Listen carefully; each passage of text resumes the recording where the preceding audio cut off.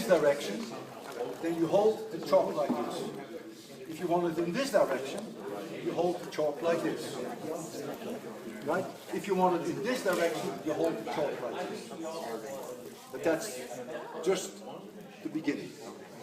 The idea is that you put pressure on the chalk at an angle. It should not be like this, and you should not do this.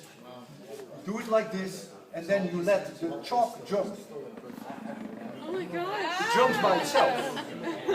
Did you notice when I go this direction that I instinctively already move my hand? Now, if you want to draw far apart from each other, you go this way. Go fast. If you want them close to each other, Wow! it's that simple. Try it. If you manage to get this idea, that it jumps, and you push it back on the blackboard, because you push it this direction, and you have the angle there. Once you get this idea, it only is a matter of practicing a few hours, and then you can even do circles. While you do a circle, you have to change the direction, because you always have to be pointing in the direction that you go. The circle will take you a little longer. I bet you that right now you can probably do this.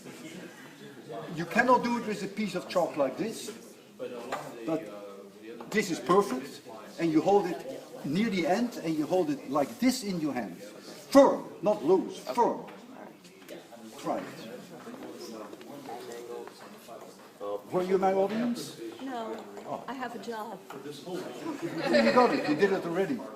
I'll practice. Get the circle down. Well, so you got it. Yep. Well, thank you.